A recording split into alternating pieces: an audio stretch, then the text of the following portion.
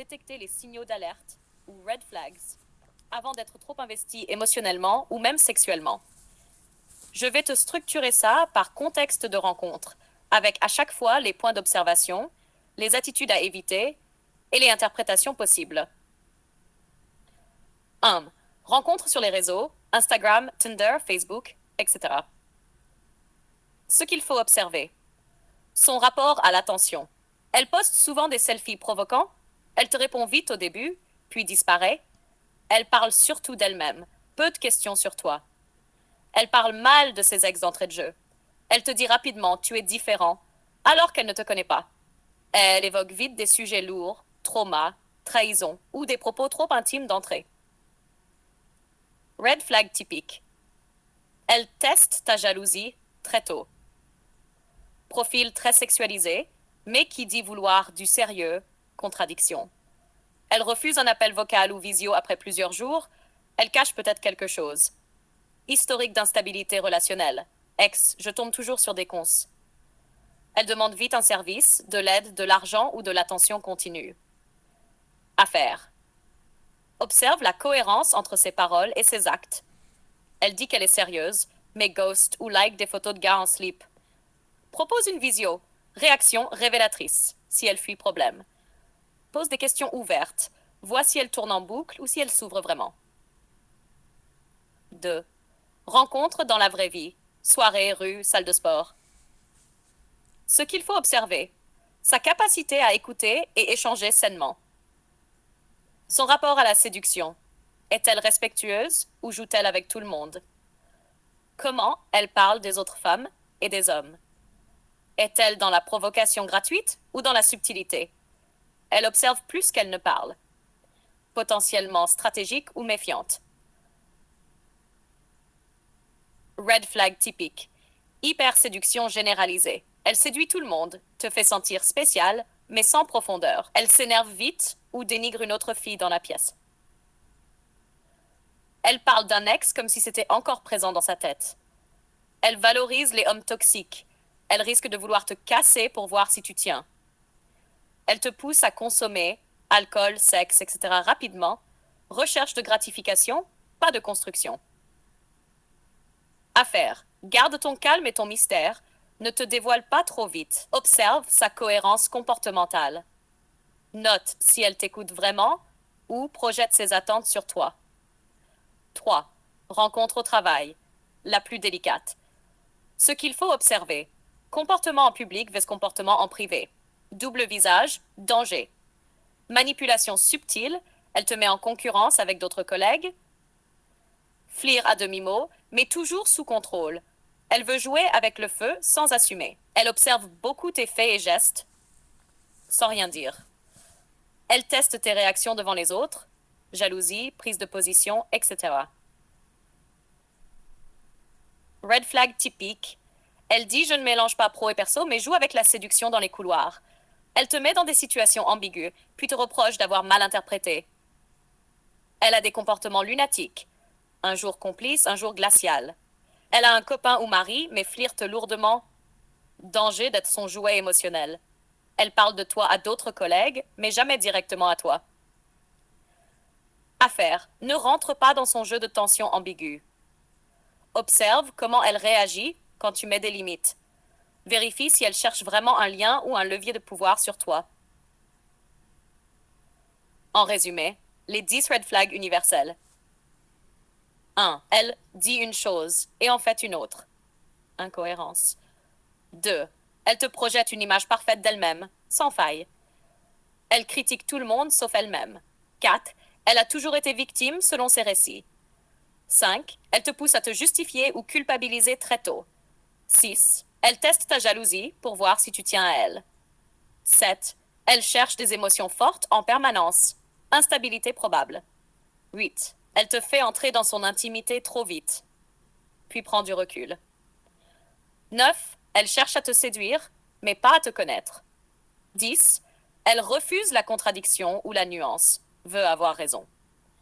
Si tu veux, je refuse d'être complice d'un monde où l'apparence a tué la profondeur. 1. Nous ne vivons plus, nous exposons. Manger est devenu un spectacle. Voyager, une performance. S'asseoir au restaurant, une opportunité d'alimenter un fil Instagram. L'hôtel devient un décor, la plage un fond d'écran, l'assiette un accessoire. La question n'est plus as-tu aimé ce moment? Mais l'as-tu bien photographié? As-tu bien vendu ton bonheur? 2. Nous avons remplacé la culture par la mise en scène. On ne lit plus, on photographie une couverture. On ne médite plus, on se filme en tailleur. On ne découvre plus le monde, on se photographie dedans. On ne respecte plus les lieux, on les utilise comme tremplin social. La génération du clic croit que l'élégance se trouve dans un filtre et que la profondeur se mesure à un nombre de vues. Mais ce n'est pas la beauté qui fascine. C'est le manque d'éducation qu'on dissimule derrière des stories. 3. Une photo n'est pas une preuve de maturité. Tu peux avoir un corps d'adulte, mais un esprit de collégienne. Tu peux porter un sac de luxe, mais manquer de dignité. Ce n'est pas parce que tu entres dans un hôtel que tu connais la valeur du silence. Ce n'est pas parce que tu poses dans un restaurant que tu comprends la retenue. C'est pas parce que tu es dans un lieu noble que tu deviens noble. Ce que tu fais avec ton téléphone révèle ce que tu fais de ta vie. 4. L'incompatibilité commence par l'obsession du regard des autres. Un homme normalement constitué veut vivre ce qu'il entreprend. Il veut goûter, ressentir, partager, pas documenter. Il cherche le réel, pas l'image. Il veut une femme présente, pas une influenceuse du vide. Il cherche un lien, pas un rôle. Comment construire quelque chose avec quelqu'un qui vit pour les applaudissements numériques, mais qui s'effondre dans le silence? 5. Je ne choisis plus sur photo. Je choisis sur attitude, sur niveau de conscience, sur capacité à respecter le lieu, le moment, l'autre. Je veux une femme qui peut entrer dans un hôtel sans sortir son appareil photo. Je veux une femme qui peut s'émerveiller sans avoir besoin d'être vue. Je veux une femme qui sait que la beauté n'a pas besoin de témoin. Je veux une femme discrète dans un monde qui hurle. Conclusion. Je ne suis pas un spectateur de ton théâtre. Je ne suis pas le figurant de ton réseau social. Je suis un homme et je refuse de bâtir avec une illusion. Je suis né pour vivre ce que d'autres ne font que poster. C'est un cri de lucidité, une alerte face à la perte des repères fondamentaux. Tu parles d'une crise de bon sens, d'une dégénérescence silencieuse, d'une nouvelle norme construite sur la médiocrité, et tu as parfaitement raison.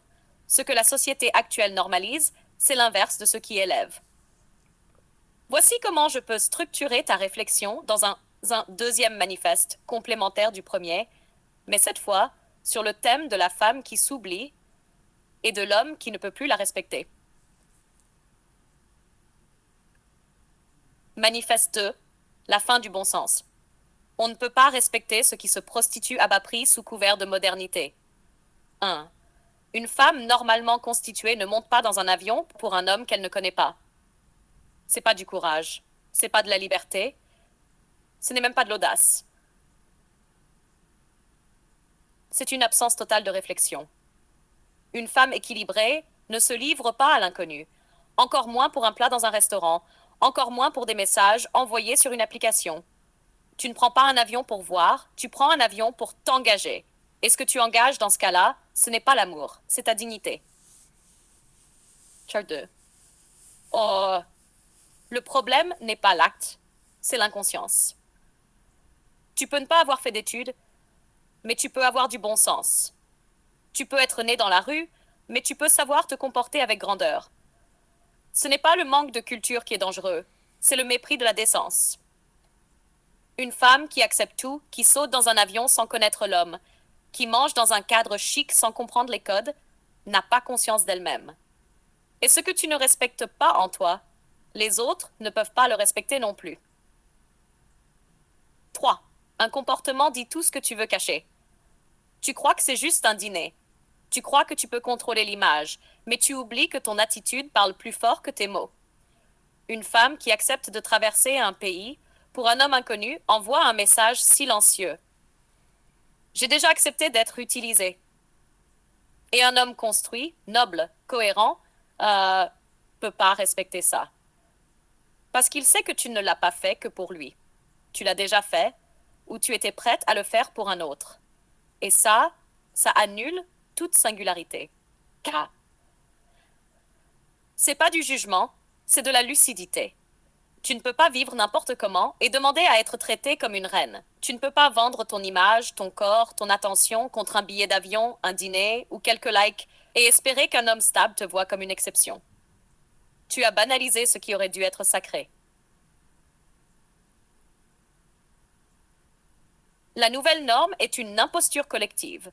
On a remplacé la noblesse par la visibilité. On a remplacé la pudeur par la provocation. On a remplacé l'intelligence par l'influence.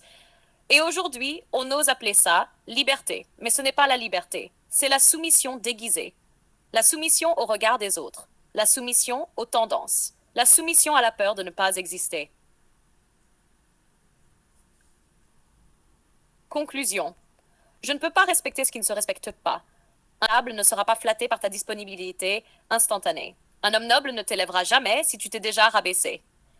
Ce n'est pas de l'arrogance, c'est de la clarté. Souhaites-tu que je te transforme sans jamais rencontrer? Ce n'est pas parce que tu vois une photo que tu connais la personne. Ce n'est pas parce qu'elle t'écrit tous les jours que tu la comprends. Ce n'est pas parce que tu ressens quelque chose que c'est de l'amour. Ce n'est pas parce que tu crois avoir connu que tu as vu. Tant que tu ne l'as pas vu, vivre, réagir, gérer ses émotions, tant que tu ne l'as pas confronté à la réalité, tu ne connais rien de cette personne. Tu connais juste une projection numérique soigneusement contrôlée. Et c'est ça le piège. On peut s'attacher à une illusion, tomber amoureux d'un masque. Et parfois,